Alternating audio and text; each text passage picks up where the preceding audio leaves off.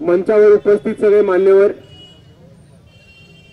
वंचित बहुजन आघाडीचे सगळे कार्यकर्ते, वंचित बहुजन युवा आघाडीचे सगळे कार्यकर्ते, वंचित बहुजन महिला आघाडीचे सगळे कार्यकर्ते, सम्यक विद्यार्थी आंदोलनाचे सगळे विद्यार्थी, इथे जमलेल्या सगळ्या माझ्या माता भगिनींनो आणि माझ्या या चळवळीतल्या साथीदारांनो, तुमच्या सर्वांना माझा क्रांतिकारी जय भीम।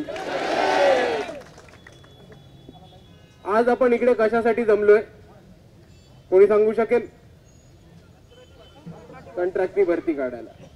आता आपण हा नक्की विषय काय आहे तो एक मिनिट समजून घेऊया।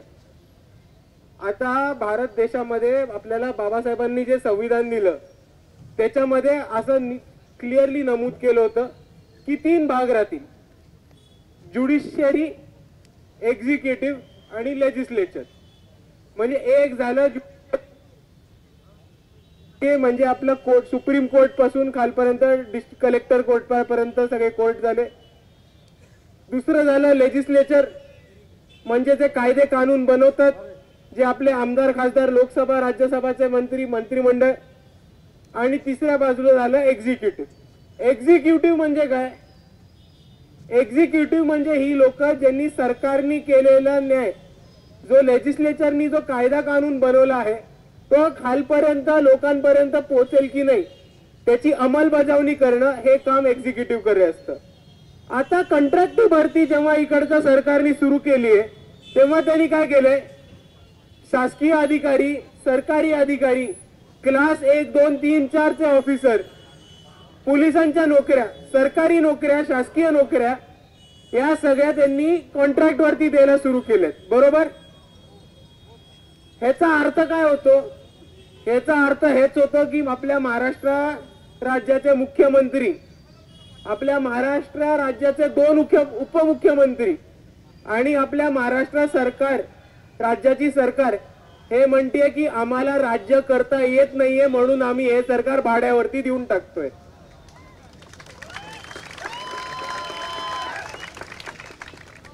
कारण आपण एक गोष्ट समजून घेऊयात की स्पर्धा परीक्षा पास होऊन लोक कॉम्पिटिटिव्ह एक्झाम करतात, शासकीय नोकऱ्यांसाठी ऍप्लिकेशन करतात आणि त्यांना एका कायमस्वरूपी परमनंट नोकरी तिकडे मिळते। पण जेव्हा इकडचं सरकार म्हणतं की आम्ही 1-2 वर्षाच्या, 9 महिन्याच्या, 11 महिन्याच्या कॉन्ट्रॅक्ट वरती अधिकारी नेमू, तेव्हा इकडचं सरकार हे म्हणते की आम्ही अधिकाऱ्यांना मॅनेज करू शकत नाही, इकडचे अधिकारी आहेत जे आम्हाला भाव देत नाहीत, भीक घालत नाहीत, आमचं ऐकत नाहीत, म्हणून आम्हाला काय करायचंय, आम्हाला 9 महिन्यासाठी, मग 11 महिन्यासाठी, मग 10 महिन्यासाठी, मग पुढे 2 वर्षासाठी हे सरकार भाड्यावरती द्यायचंय। आणि जेव्हा इकडचं सरकार कॉन्ट्रॅक्टीकरणासारखे वेगळे वेगळे वेडेवाकडे काढून आणतात, नियम आणतात, तेव्हा एक गोष्ट आपण सर्वांनी समजून घेतली पाहिजे की ह्या इकडच्या सरकारचा त्यांच्या कामाच्या नियंत्रणावरचा ताबा अख्खा सुटलेला आहे, म्हणून त्यांनी हे सरकार भाड्यावरती द्यायचं ठरवलेलं आहे। आता आपण हे सगळं षडयंत्र साजिश समजून घेऊया। दुसऱ्या बाजूला आतापर्यंत आपण बघितलं असेल, बाळासाहेबांची पण मांडणी ऐकून घेतली असेल, समजून घेतली असेल, आपल्याला सरळ सरळ 2 गोष्टी दिसतात की महाराष्ट्र राज्यामध्ये एक 12 ते 20 कुटुंब आहेत, त्यांनी महाराष्ट्र राज्यामधल्या पाण्यावरती ताबा ठेवलाय।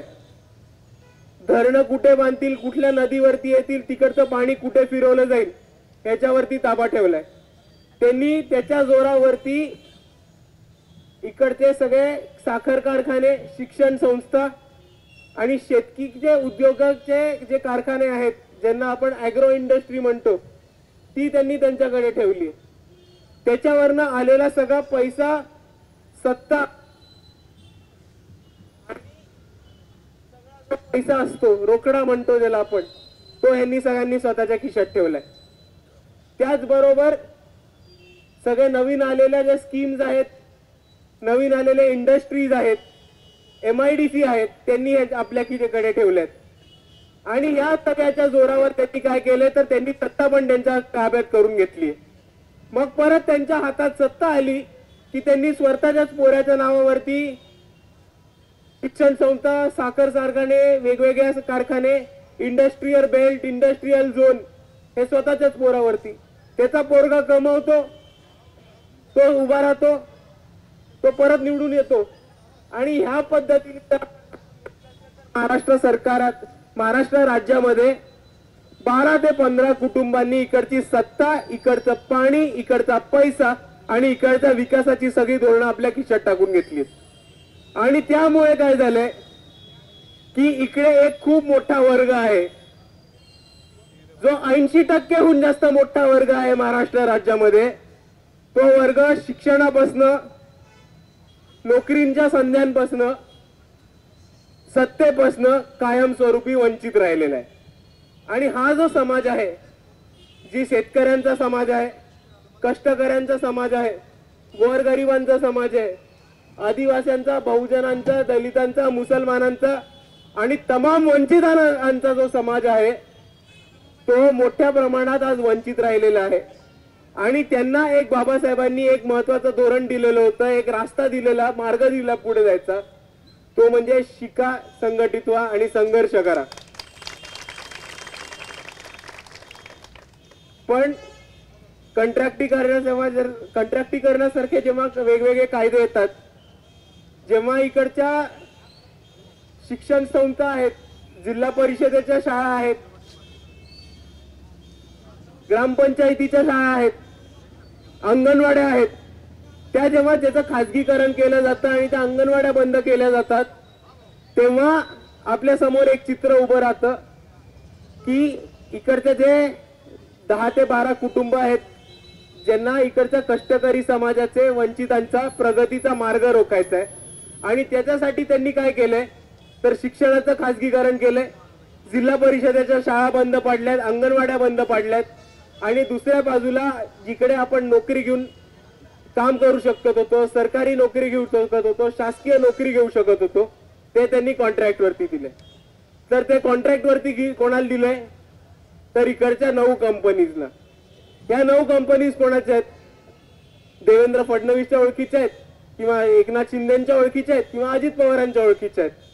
आणि ह्यांचं षडयंत्र काय की आपल्या कार्यकर्त्यांना, आपल्या कार्यकर्त्यांच्या मित्रांना, माझ्या ओळखीच्यांना, ज्यांच्यापर्यंत माझे आर्थिक इथे संबंध आहेत, अशा लोकांना मी कॉन्ट्रॅक्ट देईन आणि इकडचे जर एका मोठ्या प्रमाणात आतापर्यंत झटत आलेला वंचितांचा, गोरगरिबांचा, कष्टकरी समाजातून आलेला तरुण आहे, तो कायमस्वरूपी वंचितच राहील. हे त्यांचं षडयंत्र, ही त्याची साजिश आहे, ही आपण सर्वात पहिले समजून घेऊयात. त्यांनी ह्याच्याबरोबर काय काय गोष्टी केल्यात तर जिल्हा परिषदेच्या शाळा 4 शाळा बंद करून त्याचा मध्यवर्ती एक क्लस्टर उभारण्याचा प्रयत्न केलाय. आणि ते क्लस्टर जे आहे ते कॉर्पोरेट सेक्टरला चालवायला देणार आहेत 11 महिन्याच्या कॉन्ट्रॅक्टवर. आता इकडे शाळा कोणी कोणी शिकली हातवर करा जरा. सगळ्यांनी शिकली, 1 नंबर. आता मला सांगा 11 महिन्यासाठी शाळा कुठे चालू राहते का? नाही. नाही, जर बंद केली तर यांच्या बापाकडेच जाऊ शिकायला आपण. मग काय करायचं?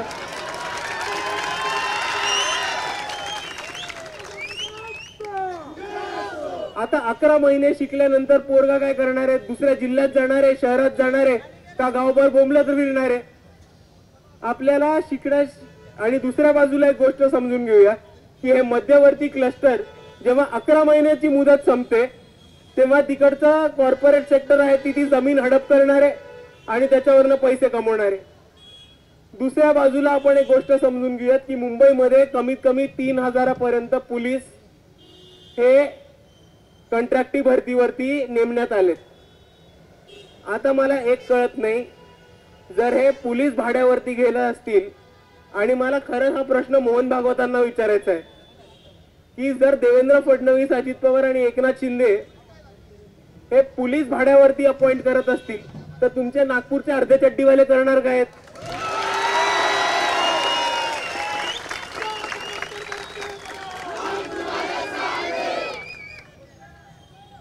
आणि इथे जमलेल्या सगळ्या पोलिसांना मला एक विनंती करायची आहे, इथे जमलेल्या सगळ्या पोलीस बांधवांना मला ही विनंती करायची आहे की आपण विसरू नका, आपण सुरुवात कुठपासून केली आहे. आपण सर्वांनी एका शेतकऱ्याच्या घरातनं, एका कष्टकऱ्याच्या घरातनं, एका गोरगरिबाच्या घरातनं सुरुवात केली आहे. मेहनत केली आहे, स्पर्धा परीक्षेला बसलोय, क्लिअर झालोय. कितीतरी पोरं अजूनही तुम्ही बघा सकाळ संध्याकाळ तुम्हाला हायवेच्या साईडला रस्त्यावरती ग्रामीण भागात पळताना दिसतील. ते का पळताना दिसतील? पोलीस भरतीची तयारी करायला. तर आता तुम्ही एक विचार करा की तुम्ही जेव्हा अपॉइंट झालात, तुम्ही जेव्हा स्पर्धा परीक्षेला बसलात, तुम्ही जेव्हा पोलीस भरतीला बसलात, तेव्हा जर कंत्राटीकरण असतं तर तुम्ही आज इकडे पोहोचू शकला असतात का? आणि जर त्याचं उत्तर नाही असेल तर मला तुमची ही विनंती आहे की आज तुम्हाला पण एक भूमिका घेऊन उभे राहायला लागणार आहे. आणि तुम्ही ज्या शिडीनी इथपर्यंत पोहोचलात त्या शिडीला दुसऱ्या कोणाही लाथ मारून ती शिडी पाडू नका देऊ, एवढी सगळी पोलीस बांधवांना मी विनंती करतो.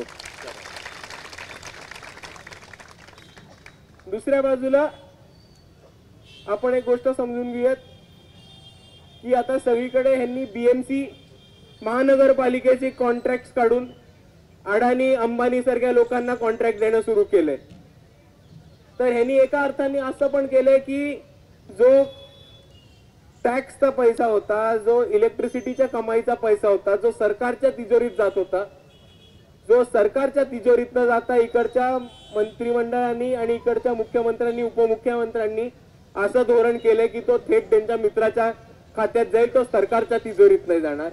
आणि इथपासून एक महत्वाची खासगीकरणची प्रोसेस चालू होते. आता खासगीकरण हा पहिलं पाऊल आहे. त्यांना खासगीकरण कशासाठी करायचंय की बाबासाहेबांनी आपल्याला जे सवलती दिल्या होत्या, बाबासाहेबांनी जे आपल्याला सुधार कायदे करायचे होते, ते सुधार कायदे कसे निकालात काढता येतील, मोडीत काढता येतील आणि त्याच्या वजी इकडच्या प्रस्थापित कायमस्वरूपी प्रस्थापित कसे राहतील आणि इकडच्या वंचितांना कायमस्वरूपी दाबून कसं ठेवता येईल, अशा पद्धतीचं एक षडयंत्र यांनी उभं केलं होतं. आणि त्याच्यासाठी आपण एक समजून घेऊयात की जेव्हा कॉन्ट्रॅक्ट वरती देतात, आपल्यापैकी किती लोकांनी कॉन्ट्रॅक्ट साईन केलं इकडे किंवा कुठले कॉन्ट्रॅक्ट वरती काम केले? कॉन्ट्रॅक्ट वरती कामाला किंवा सोपे 1 वर्षाचा 2 वर्षाचा कॉन्ट्रॅक्ट साईन केला असेल. आता मला विचारायचंय, कॉन्ट्रॅक्ट वरती तुम्हाला नोकरी देताना एक गोष्ट सांगा, तिकडे SC ST VJNT OBC असा कॉलम असतो? नसतो. तर पैसे घेतले, किती घेतले? 2040 15,000 रुपये. आता एक गोष्ट आहे समजून घेऊयात आपण, इकडे चेतन दादांनी पण मांडलं, त्याच्या आधी संविधान दादा म्हणाले की ज्या लोकांकडे पैसे नाहीयेत त्यांच्याकडनं 10,000 20,000 हजार घेतात. म्हणजे तुम्ही एक गोष्ट समजून घेऊयात की हे सरकार इतकं नीच आहे, हे सरकार इतकं नालायक आहे.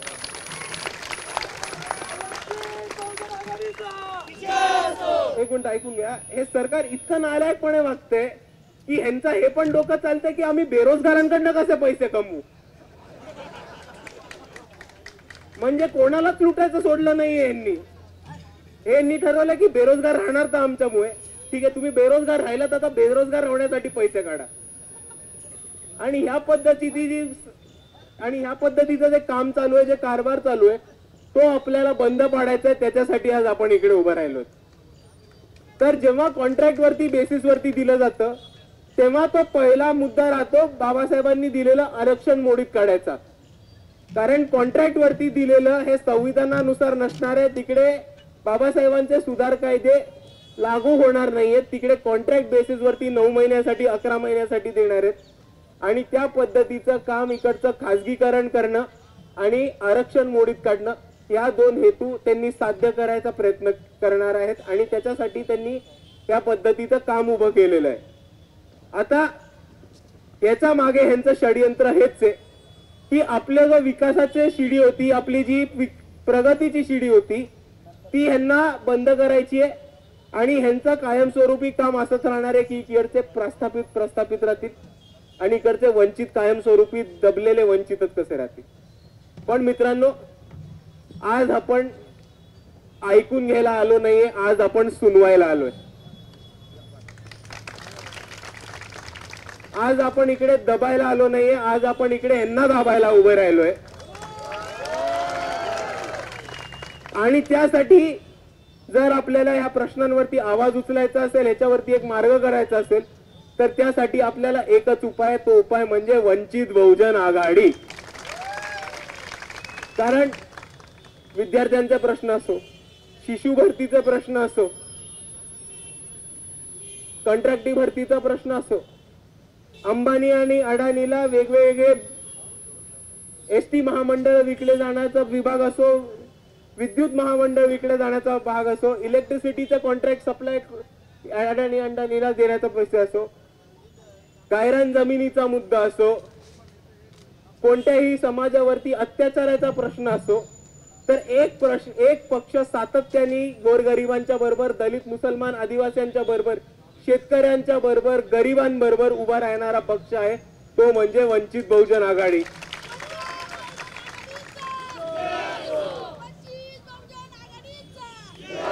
आणि ज्या पद्धतीने आपण चाललोय त्या पद्धतीने मला पूर्ण आश्वासन आहे, पूर्ण विश्वास आहे की आपण ह्यावेळेस सत्ता पलट करून राहणार म्हणजे राहणार.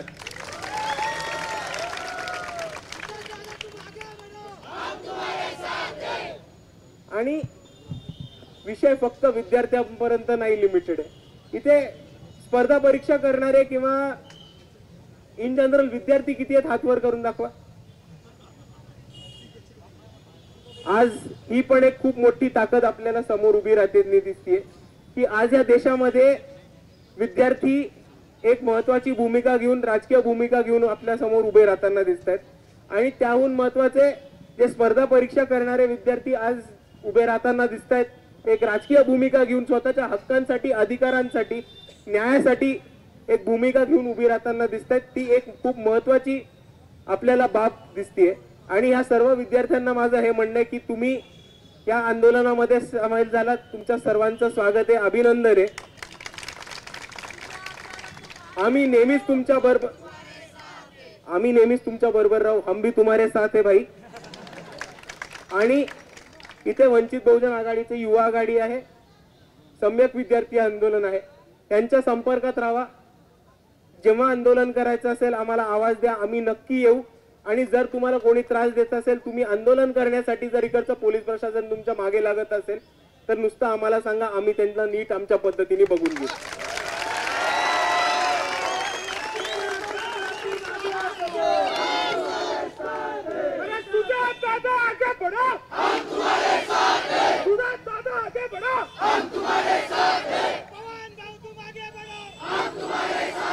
आणि इकडच्या विद्यार्थ्यांना मला एक प्रश्न विचारायचा आहे की तुमच्या बरोबर मास्तर लोक किती आली आहेत? स्पर्धा परीक्षेला शिकवणारे मास्तर लोक कोणीच नाही, एक पण नाही. स्वागत आहे तुमचं साहेब. तर आता आपण जेव्हा मास्तर लोकांना भेटाल, टीचर प्रोफेसर लोकांना भेटाल, तेव्हा त्यांना माझा एक छोटा निरोप द्याल का? त्यांना नुसतं एक गोष्ट सांगा की साहेब हे बघा, स्पर्धा परीक्षा बंद पडल्या तर एक गोष्ट समजून घ्या, आम्ही बेरोजगार आहोत, राहूच. आम्ही बेरोजगार आहोत, आम्ही नोकऱ्या शोधतोय, आम्हाला नोकरी नाही मिळणार, आम्ही बेरोजगार तर राहूच.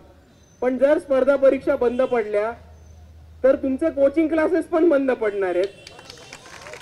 आणि आम्ही बेरोजगार आहोत, आम्ही नोकरी शोधतोय, पण 10, 15, 25 वर्षानंतरच्या नोकरीनंतर पण तुम्ही आज बेरोजगार होणार असाल तर तुम्हाला राजकीय भूमिका घेऊन उभं राहणं आणि कॉन्ट्रॅक्टी भरतीच्या विरोधात आवाज घेऊन उभं राहणं खूप महत्वाचं आहे. कारण जर तुम्ही 25 वर्षाच्या ड्युटी नंतर बेरोजगार होणार असाल तर त्याच्यासारखी वाईट गोष्ट आज नाही या देशामध्ये. आणि तुम्हा सर्वांना जाता जाता माझा एकच निरोप द्यायचा आहे की आज प्रश्न या इकडच्या महाराष्ट्र सरकारनी, या मनुवादी सरकारनी, भाजपनी वेगवेगळे प्रश्न आपल्या सर्वांसमोर उभे लावून ठेवलेत आणि वेगवेगळ्या गोष्टी आपल्या आडव्या आणून ठेवल्यात, ज्यांनी करून आपल्या शिक्षणामध्ये कोण ना कोणतरी आडवं येतं. शिक्षण झालं तर त्याच्यानंतर फी वाढी मोठ्या प्रमाणात होते. आणि त्याच्यासाठी वंचित बहुजन आघाडीने एक महत्वाचं धोरण काढलं होतं की KG to PG शिक्षण हे मोफत दिलं पाहिजे आणि ती सरकारची जबाबदारी असली पाहिजे. प्रत्येक माणसाचा हा अधिकार आहे, हा हक्क आहे की त्याला KG ते PG मोफत दर्जेदार शिक्षण मिळालं पाहिजे आणि ते शिक्षण देणं इकडच्या सरकारची जबाबदारी आहे. दुसरी गोष्ट की वन टाइम रजिस्ट्रेशन. आता हे सरकार कसं काही पोर्टल वरती जाऊन किंवा काही रजिस्टर करायला लागलं तर OTP पाठवतं तसं OTP नको, आपल्याला OTR हवाय. OTR म्हणजे वन टाइम रजिस्ट्रेशन. मी जर पोर्टल वरती जाऊन अप्लाय केलं आणि रजिस्ट्रेशनच्या फीस भरल्या, जोरावरती त्या फीसच्या जोरावरती मला महाराष्ट्र राज्यामध्ये होणाऱ्या प्रत्येक स्पर्धा परीक्षेला अपियर व्हायला येता आलं पाहिजे आणि त्याची फी एकदाच आणि त्याची रजिस्ट्रेशन एकदाच झालं पाहिजे. हे बेरोजगारांच्या नावावरती जीवावरती लूटमार आणि पैसे कमवणं बंद करा, बंद करा. दुसऱ्या बाजूला जे आज अंगणवाड्यांच्या शाळा बंद पडतायत, जिल्हा परिषद शाळा बंद पडतायत आणि शिक्षणाचं खाजगीकरण होतंय, ते एका मोठ्या पद्धतीने बंद करायला पाहिजे आणि वंचित बहुजन आघाडी त्याच्या विरोधात उभी राहणार आहे.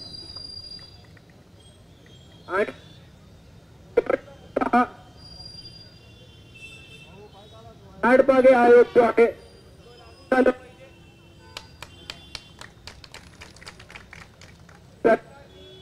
एक फसवेगिरी केली आहे की देवेंद्र फडणवीस म्हणाले की आम्ही हा जो कंत्राटीकरणाचा जो GR आहे तो GR मागे घेतो, हे मागच्या सरकारचं पाप आहे.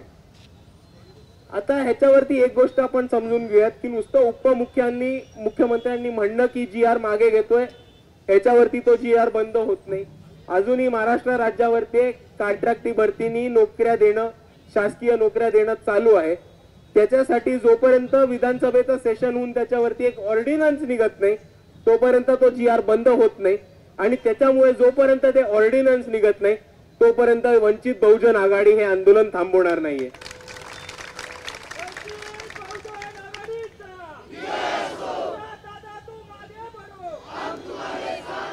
आणि जाता जाता आपल्या सर्वांना एकच गोष्ट सांगतो की इकडे आपल्या शिक्षणामध्ये, विकासामध्ये, प्रगतीच्या विरोधात बरेच वेगवेगळे लोक आडवे आलेत आणि आता आपल्या सर्वांना एक व्हायची गरज आहे, एक ताकद म्हणून उभे राहायची गरज आहे आणि जे कोण आपल्या विरोधात आडवे आलेत त्यांना आडवी करायची गरज आहे. एवढं म्हणून मी माझे 2 शब्द थांबवतो.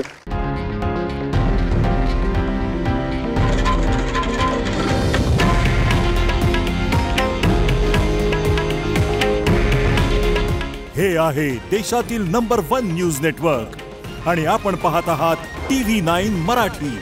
काळजी तुमची, हित महाराष्ट्राचं.